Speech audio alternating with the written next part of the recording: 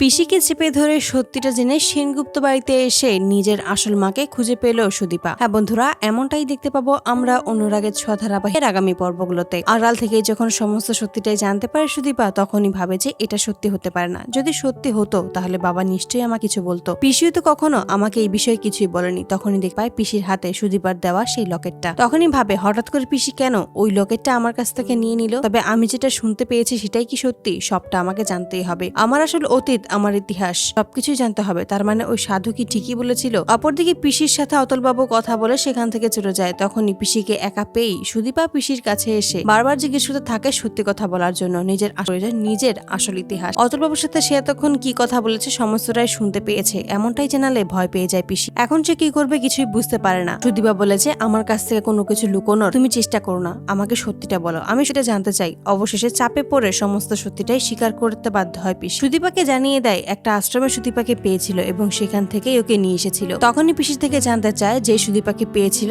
তাকে সে কোথায় পাবে। তখনই সেই আশ্রমের নাম বললে সুদীপা সেখানেই ছুটে আসে। সেখানে এসেই সেই পুরোহিতের সাথে দেখা করে পুরোহিতের কাছে সমস্ত সত্যিটা জিজ্ঞেস করলেই পুরোহিত জানিয়ে দেয় সেখানে তার পুরো পরিবার এসেছিল। তবে সেখানে ভয়ঙ্কর ভূমিকম্পর জন্য কেউ বেঁচে আছে কিনা সেটা আদৌ কেউ জানে না। তবে সেনগুপ্ত বাড়ির বংশধর সুদীপা এটা জানিয়ে দেয়। অবশেষে সুদীপা সেনগুপ্ত বাড়িতে এসে হাজির হয় নিজের আসল পরিচয় পাওয়ার জন্য। সেখানে এসে নিজের মাকে খুঁজে পায়। অবশেষে দীর্ঘ 22 বছর পর নিজের মাকে ফিরে পেয়ে কান্নায় ভেঙে পড়ে এবং সেখানে এসে নিজের আসল পরিচয় খুঁজে পায় সুদীপা। তো বন্ধুরা, তোমরা এটাই তো চাও জন্য এভাবেই পিসিকে চেপে ধরেই সমস্ত সত্যিটা জানতে পারে সেনগুপ্ত বাড়িতে এসেই যেন রূপার দেখা পায়। কমেন্টে জানাও। আর নিয়মিত আপডেট পেতে আমাদের চ্যানেলটি এক্ষুনি সাবস্ক্রাইব করে পাশে থাকো। ধন্যবাদ।